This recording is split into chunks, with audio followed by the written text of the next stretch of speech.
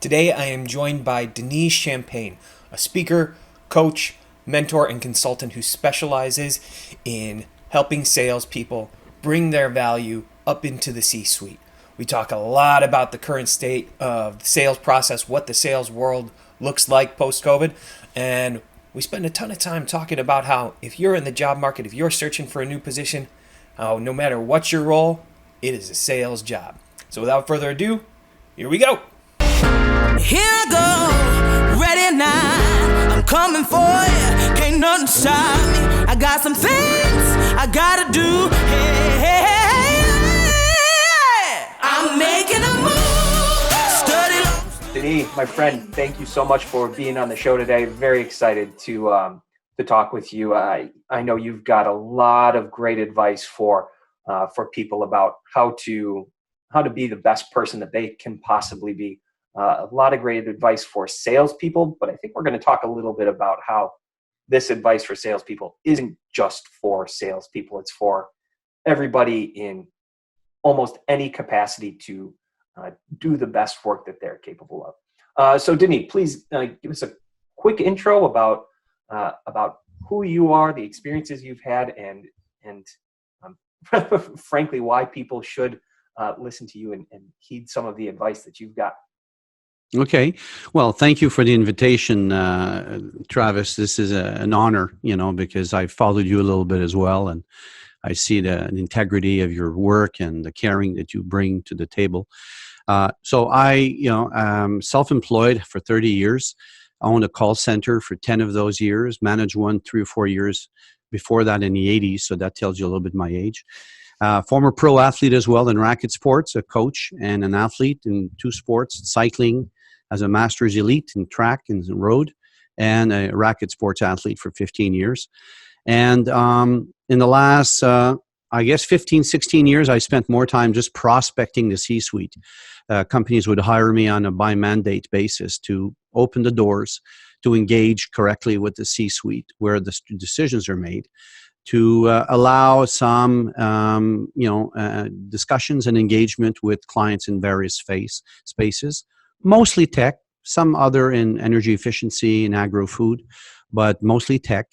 And now I've converted all that know-how and activity knowledge, as I call, and I want to give it back to those who want to improve and become more mature, relevant and stuff, like just coaching them and training them. And I'm also a consultant in sales enablement with as a partner with salesiqglobal.com. So when someone brings you on to coach them, what are they bringing you on for? Mostly prospecting. The reason why? Because it's the biggest weakness in all companies. The reason why most salespeople do not meet their numbers every year, it's not because they're not capable of having product knowledge or understand some of the problems. It's just they don't reach out and consistently create quality pipeline. It's Why is that such a big challenge for people? There's an interesting question. That's it's a good and important question. I met with the daughter of an author, Dr. Dudley, who wrote a book called Sales Call Reluctance, called Relentless, and he has created a modeling and archetypes to establish why people do things. But very common sense, people are afraid of getting refused.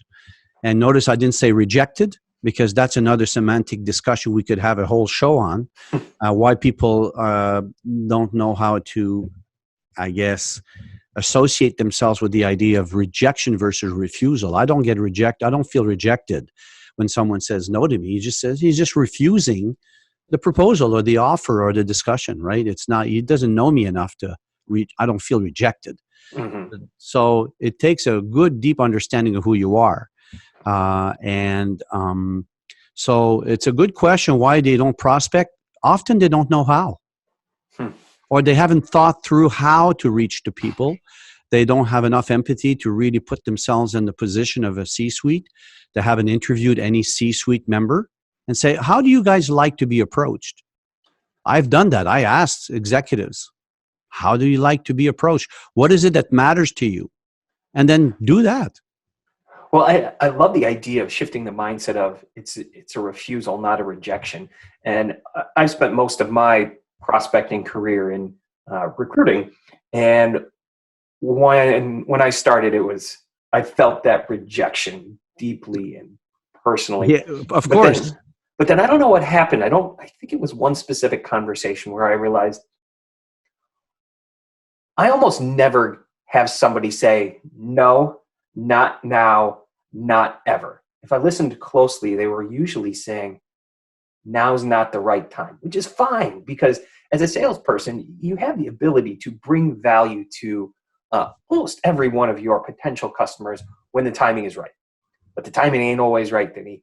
It's not. And so by shifting that mindset to no, not now, I'm able to embrace that and continue with that, to build on that prospect's refusal and still develop a relationship for potential new business sometime.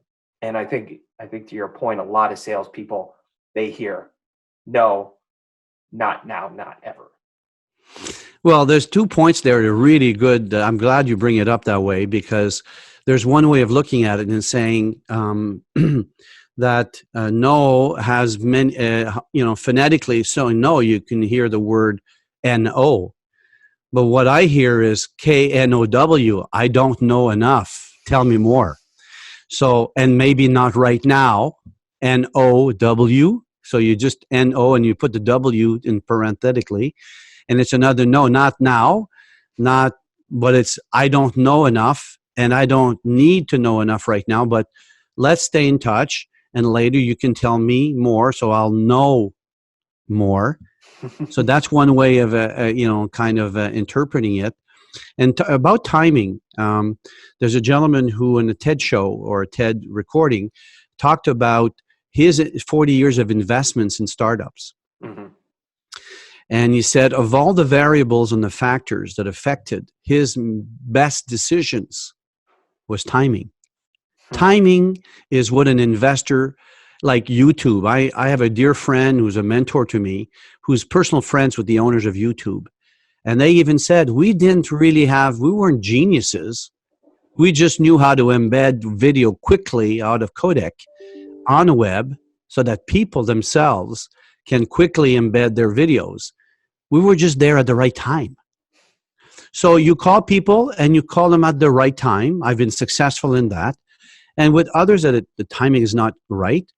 Oh, okay. So you understand it's not the right timing, but let's connect as people.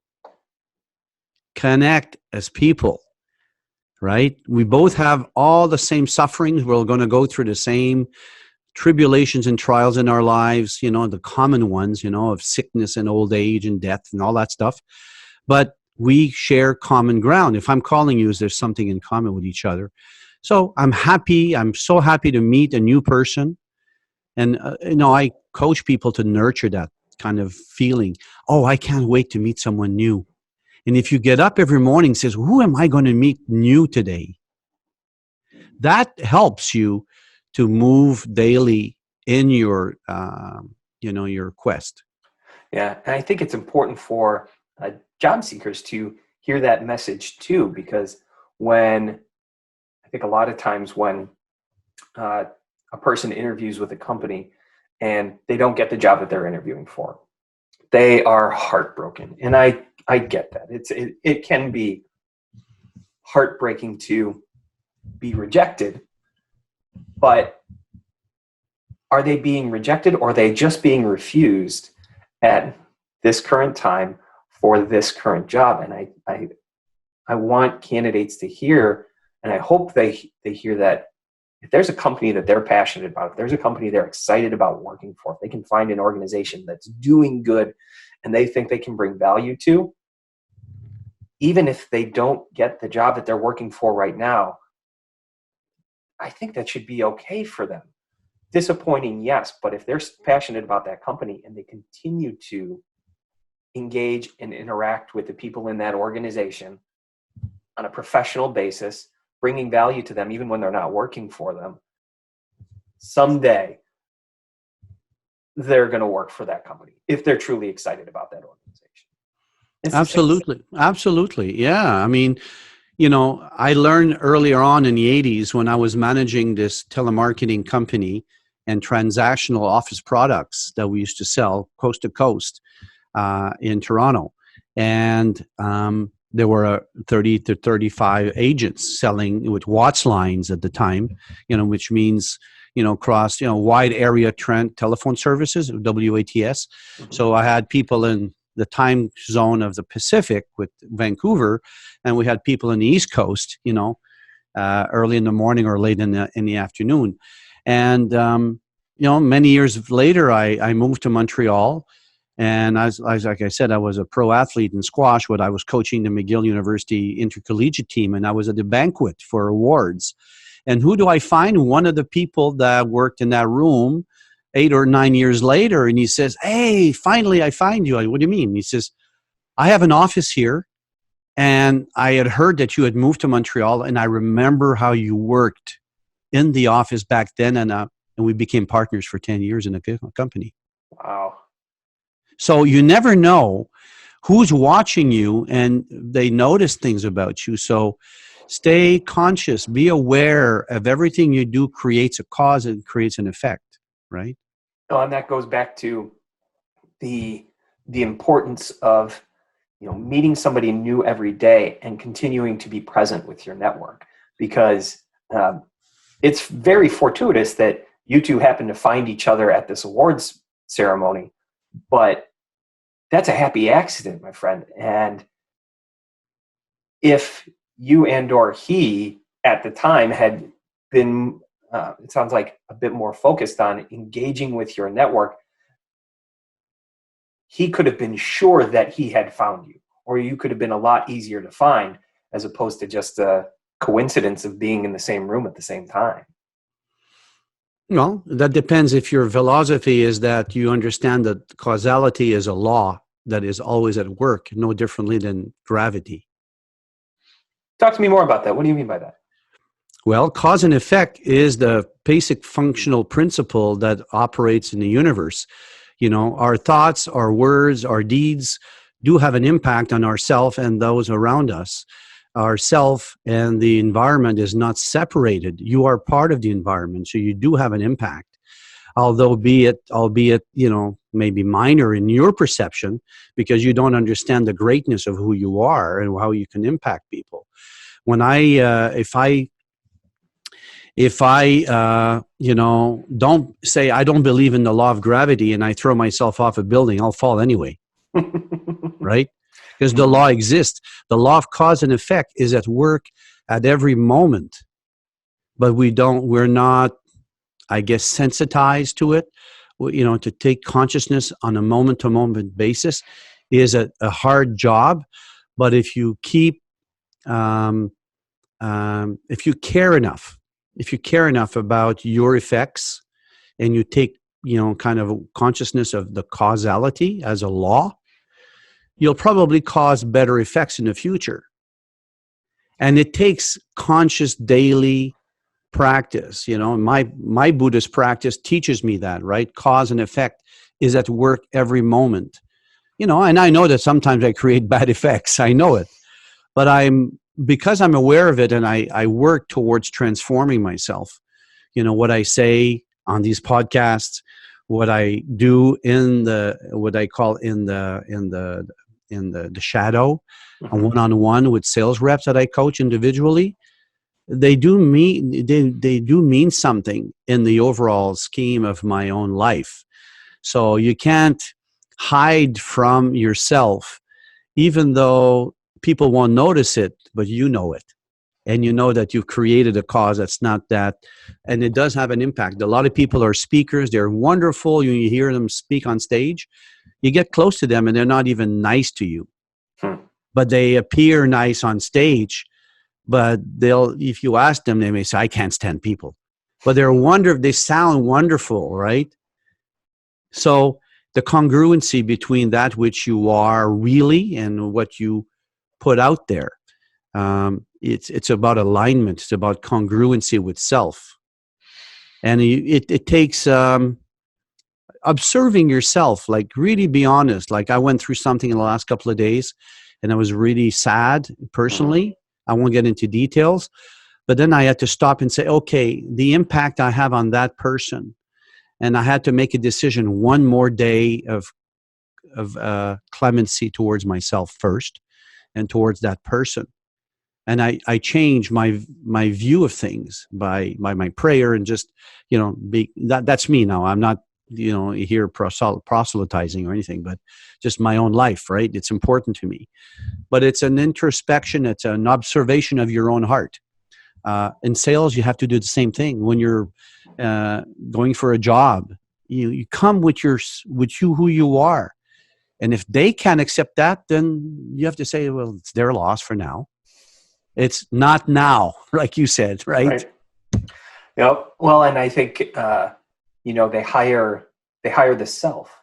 At least I think that the great companies do. The great companies will go out and they will hire the best person and not the best resume. And that is something that is much harder to do. And I'd imagine that you do a lot of coaching with salespeople and other professionals about how to present their best self. Because if you're going against, if you're applying for a position and the company is only looking at, they're going to hire the person whose resume best matches the job description, you don't have much of a shot at beating out somebody who has a better resume, has more applicable experience. But if a company is focused on finding the best self, somebody has the minimum expectations to be adequate at the job, but then they can focus on hiring the best person to build and enhance that company's being, that company's culture. Those are the companies that are going to find the people that can best help them thrive. I think it sounds like you do a lot of work on helping people present their best selves and understanding their best self. Correct. And especially with the C-suite, actually, to that point, C-suite are really trying to pick out your bullshit. Mm-hmm. They can tell if you're trying to be something that you're not. So I talk about three things: character, integrity, and spirit. So your character is who you are deeply, that, it resonates in the depth of, in the water. When you see a river or a lake, you see on the top of the water, you see a lot of the waves, right? But under the water, there's a lot of currents, different currents. That is the inner nature of who you are. And that takes a lot of work to transform that. Your integrity, what's his, the wealth, Berkshire, what's the wealthy man? I had his name a few minutes ago. Warren Buffett? Warren Buffett took Dale Carnegie. I was 9 times graduate assistant also in Dale Carnegie courses over 30 years. So Dale, I go back the old school with Napoleon Hill, Think and Grow Rich. And so integrity, he says, if they have character, they have, willingness to work and integrity, and they don't have the last one, doesn't matter if the first two. So if they don't have integrity, forget it. So integrity, character, and spirit, in the book, Napoleon Hill's book, Think and Grow Rich, there's a chapter where he talks about what is your QQS rating. Quality, right? The quality of your work you do. So it was about, establishing your value, your personal value of marketing services in the marketplace. Like, what's the benchmark that they attach to you financially or otherwise? So the Q is the quality of your work, then the quantity of your work. But what actually differentiates or makes you stand out from the rest is the spirit with which you render the service. And I've been hired and I've been, retained by some clients of mine because of my spirit of service, my spirit of really wanting to do a good job for them. And they say, yeah, we can tell that you want to help us, you care. So that's more important sometimes, because they'll learn how to do things. We can teach them that. But what we can't teach them is the heart and the spirit of integrity and character. That is what you are, right? You can change through suffering, but not on my bank account, or not on my clock, right? That's what employee, you say, fine, you can learn, go learn somewhere else. We want someone who's ready by way of spirit, of character, of integrity. It's a lot easier to teach the hard and technical skills than it is those softer skills. I remember you mentioning that when we had a discussion prior. That's why I'm mentioning it, because it's so bloody true. Yep. Right. Yep. Well, I've heard you say before too that great salespeople are great human beings. Yeah. And it's so incredibly important because people are good at reading bullshit. And you said it, especially high-level executives. I think a lot of them get there because they're good at spotting bullshit. And if somebody will do anything to shove a product in someone's face and get them to buy it no matter what, well, that is not a recipe for increased and sustained business relationships. That's somebody that they're going to buy it once and they're going to be pissed. But if you understand the value that you can provide as a business person, understanding the value you can provide to a company means you got to have the ability to understand that the value you can provide isn't always going to be valuable to everybody. There's a right time and a right place for the value you can provide. And it goes back to it's good salespeople are great at accepting refusal. Bad salespeople do a good job at overcoming rejection. Yeah, that's a semantic hair split there, but nonetheless, yes. Yeah, of course, but it's fun. We have to, people want to hear this podcast and say, hey, there's a stimulating exchange there that causes them also to think about what is important to me, right? We're on a discovery on this earth, during this lifetime. We're discovering ourselves. We're uncovering things that we didn't know had there. It's a wonderful discovery. It's what I call human revolution. What do you mean by human revolution? The human revolution in my Buddhist practice is the indication that you are transforming progressively the inner nature of who you are. If you have, we all have, components of our lives. There's a theory in our practice of the 10 worlds, the mutual possession of the 10 worlds. Hell is one of those worlds. Anger is one of those. Greed is one of those. But also caring for others is one of those. And the Buddha nature in us. So they're all mutually possessed one in each other, and they can manifest at any moment.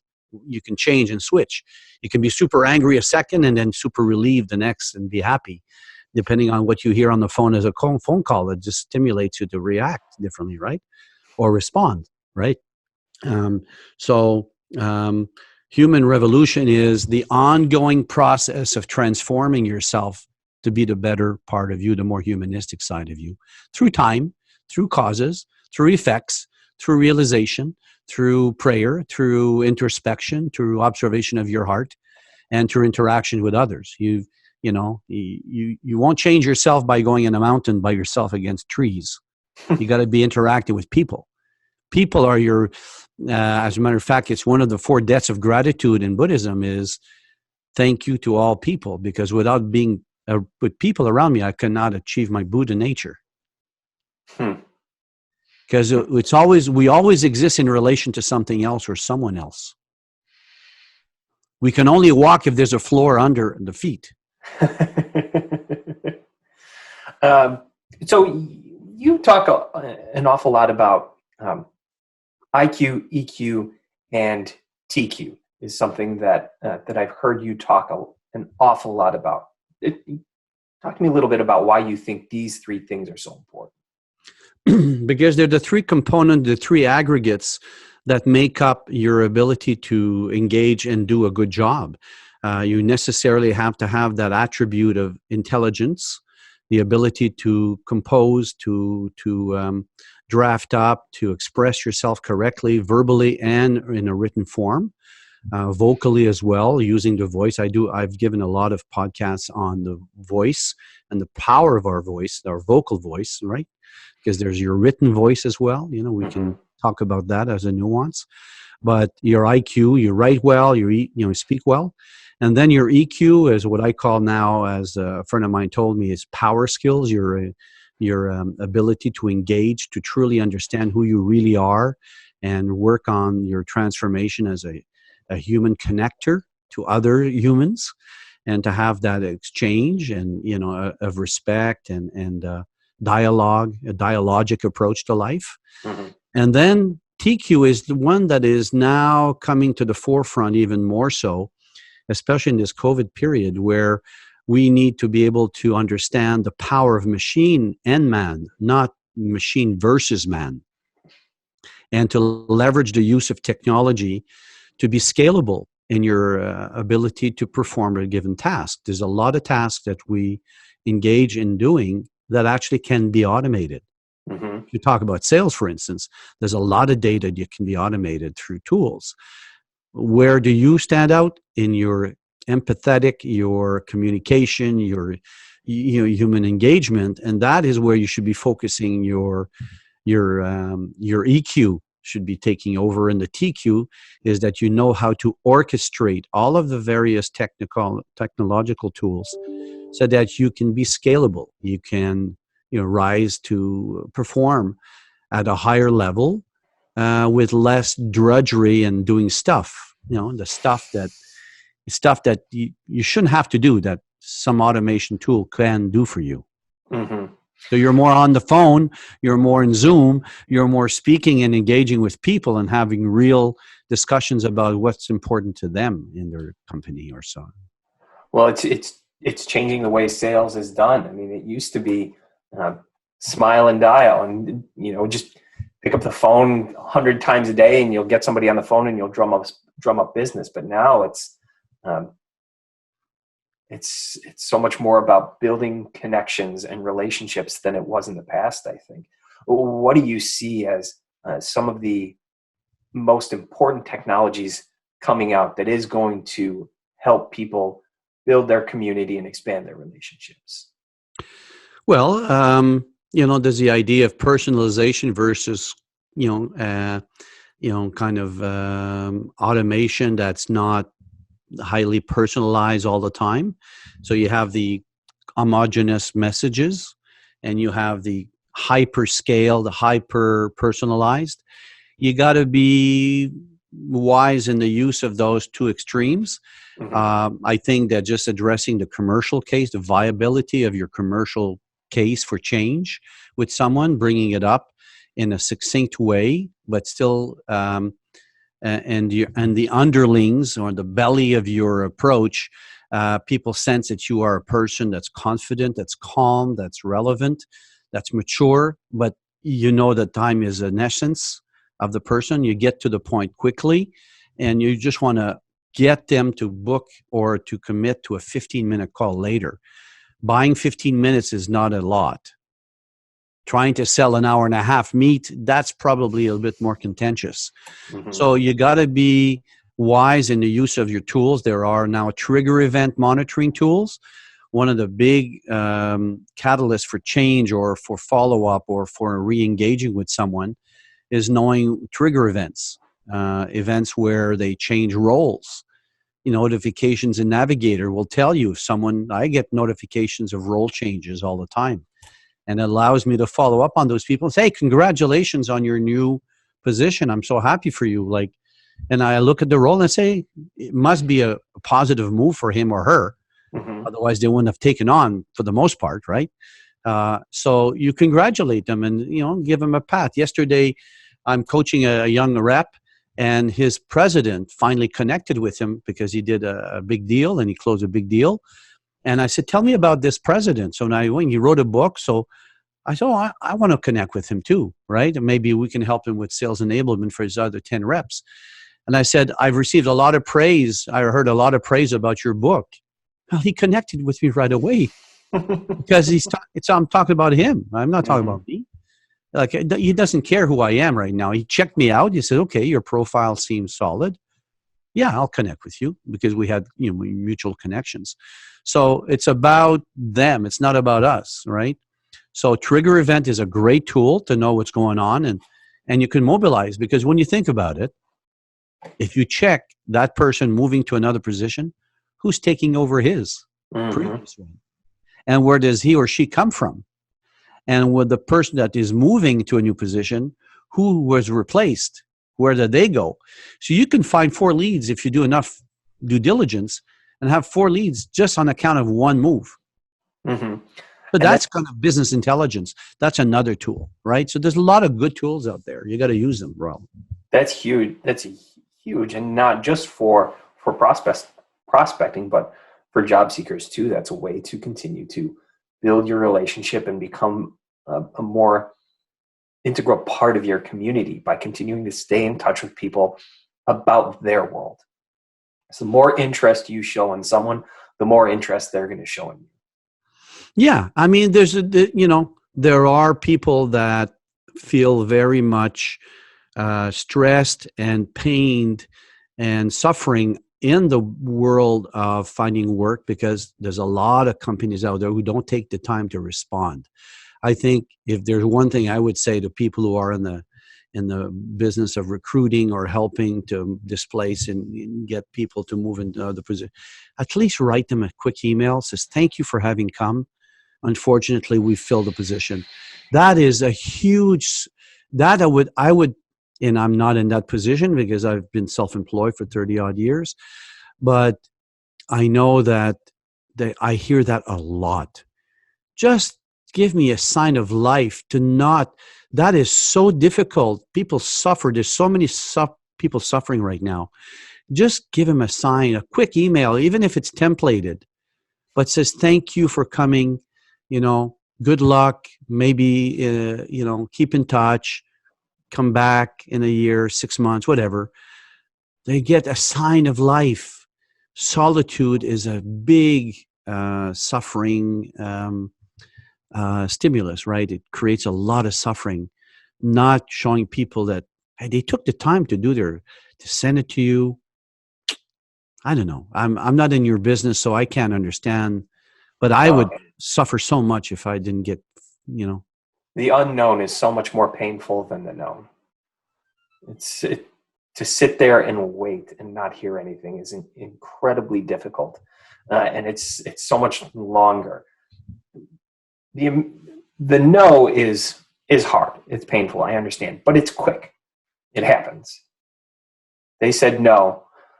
Hopefully, you're hearing no, not right now. But it happens and it's done. You can reflect on it and you can move on. But the prolonged nothing is what sucks people's souls. Yeah, it really drains you. Yeah, absolutely. Yeah. So I want to switch to a happy topic a little bit. So you are a master prospector. That is something that you specialize in. You coach sales teams on how to prospect. I want to hear about how you prospect. You gave me a little bit when we were talking about the triggering events, but I want to hear how a master prospector coaches people on prospects. Okay. Well, the first thing is, why are you in this business of selling? Like, what's your why, right? What are you all about? So I always get to know the person a little bit, what stimulates them, what inspires them to be in this particular choice, because we hear that a lot. People fall into sales because they can't do anything else. And, my dream and my goal is to inspire people to say, hey, we are proud to be in sales. We make the difference. We create the revenue, right? Everybody else creates the cost when you think about it. And so I find out a little bit about them. And once I know a little bit about that and what's important to them, then we say, okay, well, let's go look at your LinkedIn. How's your LinkedIn profile? Because 75% of people are going to check you out after you prospected. There are people visiting you now that are looking at your profile. And if you're not on the premium package, you don't know that they've come to visit you. That's an interesting piece of trigger to find out. When I have people visiting me, I write back to them, thank you for passing by my profile and visiting me. How have you been? Often they don't answer. Some they do, right? But it shows them, hey, I'm aware that you came to see me, right? So let's make a more robust, more complete, more enriching experience for the visitor to come and check you out and say, oh, I get a good picture of who this person most likely is. Even your hobbies, your volunteer work in the community, all important. It gives you a round, more full picture of who you are as a person. And then let's look at, I asked them to write down really detailed, fine tooth and comb details of the problems that you seriously resolve for your clients. Mm-hmm. Because in this economy, if you're not crystal clear on the problem you solve, there's a chance that you're not going to sell that product well. It's called product market fit. You know that big statement everybody talks about? Mm-hmm. Product market fit, blah, blah, blah. You hear it. But it's got to be crystal clear to you. What is it that you solve that's seriously important to the client? So, and I asked him, why did you choose to sell this versus that? Obviously, if you're an engineer and it's environmental intelligence and, you're helping to, monitor odor coming into a city because of your gold mine or your water dump, waste like I have with clients, that's easy. It resolves a problem, a peaceful, better life for the CEO, for the shareholders, and for the community, right? So you got to ask that question. So I asked him to write it down. So next time we meet, I want you to be able to explain to me in finer details, written down, not spoken. Write it down. Think through it. Send me the copy, and we'll discuss. Once you have that, then we start talking about those skills of writing well and summarizing that and having a narrative that's really nailed, that's relevant to the different people in the organization that are most likely going to influence that decision. So that's what we call buyer persona creation. Like really have nailed narratives for those various different kinds of individuals. So that when you speak to the CFO, you talk the CFO language. Yesterday, the rep I was coaching last night, he says, oh my goodness, they are a special number, these CFOs. I say, yeah, well, they think finance. Don't talk to them about features and functions or, marketing issues. They don't care. I mean, it's the last scene in Gone with the Wind. They don't care, right? They want to talk about what they want. That's important to them. The CEO wants he wants to save his job. He wants to appear a good corporate citizen. He wants his shareholders to think highly of him. He wants to be down the middle of the road, good corporate citizen. The operations guy, he wants to know about KPIs and the salary. So you got to know those things. So we go through that, and then and only then we start writing an email that makes sense to each individuals and how you speak, what you say in those first few seconds, your integrity. That's after, when the stuff, which is called the content, is well thought through. Mm-hmm. And with that good content, people get to know you. They get to know who you are, what you're about, and the value that you can bring to them before you even talk to them.